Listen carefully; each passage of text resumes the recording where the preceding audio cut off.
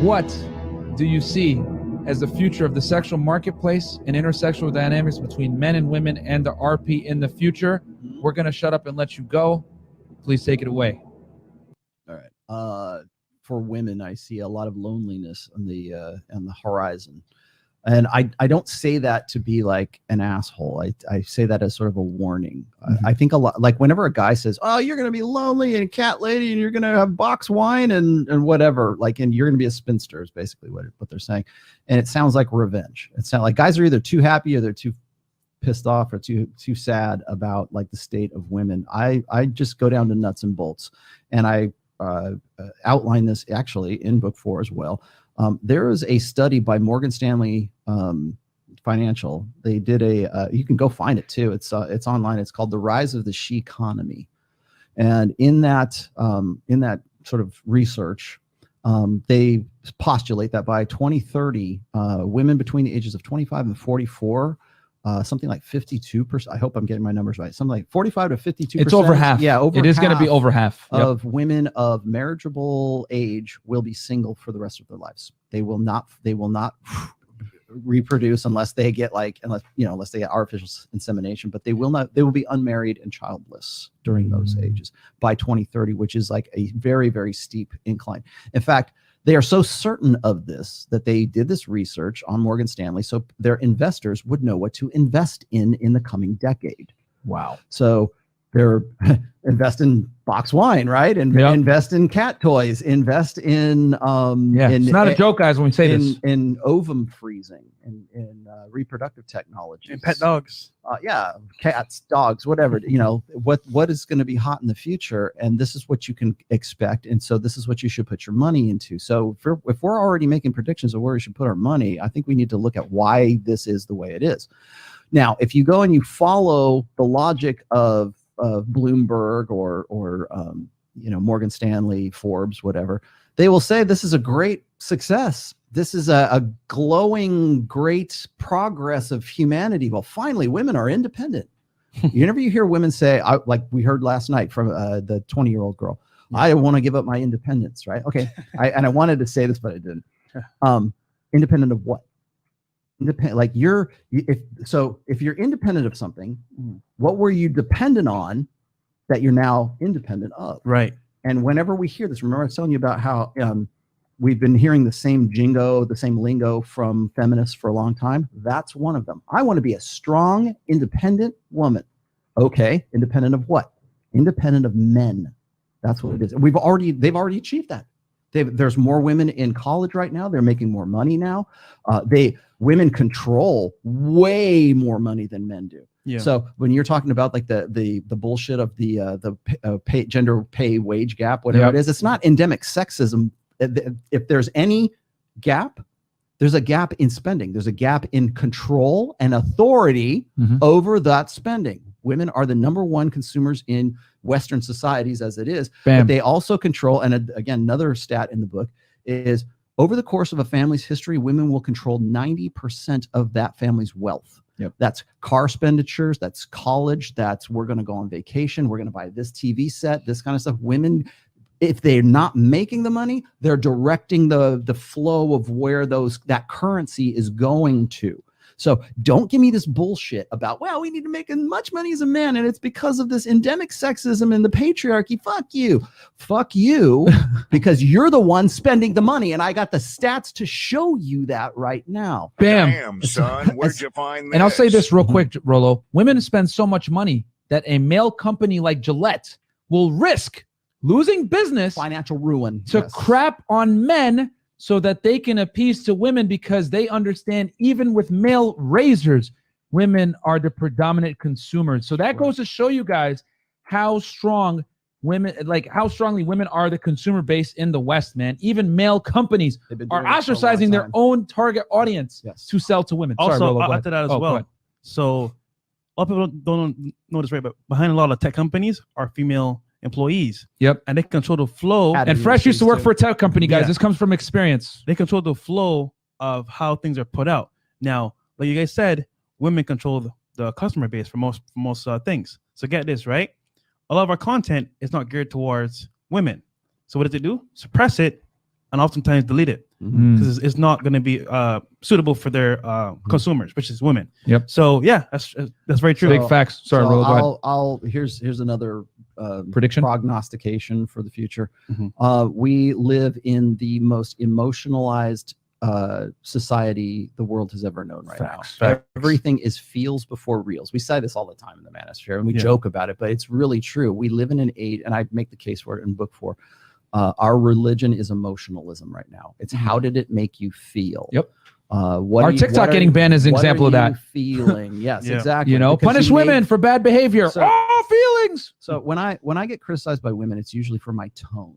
Yeah. Right. Well, if you would just say it with sweet little sappy sugarcoat what you're saying, then women will respond to it. No, it's not how I'm saying something. It's the data that I'm imparting to you Yep.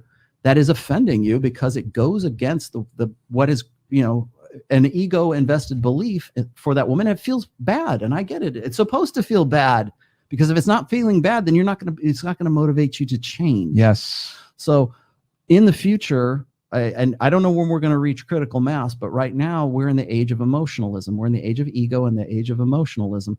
And so we base our policies, whether it's political, whether it's economic, whatever it is, based on our emotional response to things. We have at least the last 3 generations of men who've been conditioned in blue pill conditioning, have been trained to emote like women, to see emotional, like they've been trained and taught that the way that women process emotion is the correct way to process emotion. Facts. So when we say, oh, that man he's toxically masculine, he's not in touch with his feelings, right? He needs to express himself emotionally. He needs to get in touch with his feminine side. All that stuff we've been talking about since the 70s. The reason why that's still a thing right now is because it's a great means of control over those guys so that they will identify and align with the feminine, which is all based on emotion. So when we talk about like the emotional children that are out rioting in the streets right now, and they're tearing down statues, and don't they know that statue is this? They're not thinking rationally. They're not thinking with reason. They're thinking emotionally because those last 3-4 generations have been taught to emote like women, to be like woman. Woman is correct. Transgenderism, right? Why is it that more boys want to be girls than girls want to be boys? Because it's more advantageous socially to be a girl in a gynocentric social order than it is to be a man, because nobody wants to be a dad. Dads are assholes. Boys are toxically masculine. We got to give him Ritalin. We got to give him Adderall. We got to give him sedate that boy with drugs, with opiates, with alcohol, with pornography. Sedate him, sedate him, sedate him, sedate him. Don't let him do anything, because if you let him do anything, he might turn toxic. He might turn violent. And it's all because we want to force fit them into this emotional correctism. Whatever is female is correct. Yep. And so if you are brought up that way, you're going to vote that way. You're going to look for jobs that way. You're going to relate with people that way. Guys, the number one thing, guys, and I'm sure you've already got this. Guys will come to me for counseling or coaching or whatever the hell it is, right? And they'll say, Rolo, I don't know how to interrelate with guys. I don't know how to talk to guys. There's guys I want to hang out. I always talk about tribalism, or I talk about like, it's very important for men. We have our little tribe. This is a tribe right here. Yep. Okay.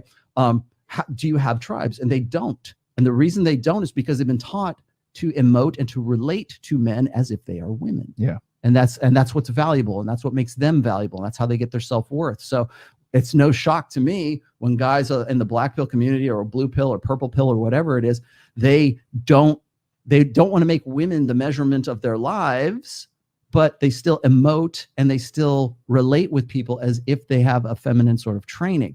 So when we look at things like communitarianism, we look at socialism, we look at like, why are we even talking about socialism in the United States right now? It's because we've put so many women into positions of power that seems like a good idea. Yeah. It makes them feel good. Hey, you get one and you get one and you get one and you get one and so meritocracy. Regardless of how poorly you are working. Dominance hierarchies, competence hierarchies, meritocracy, all of that stuff flies out the window because we don't see the value in it because it's not female correct. Yep. The female correct, whenever women come into political power, whenever you get an AOC, whenever you get a woman who gets into Congress or the Senate, the first thing they do their first priority, their number one priority is not to their constituency. It is to the female purpose. It is to the sisterhood uber alles. Kamala Harris. So you got, I was going to say, you get women who go in there and the first thing they talk about is we need to legalize abortion. We need to change up divorce laws. We need to change these things. We need all of these things that we think are so horribly unfair. And it all becomes about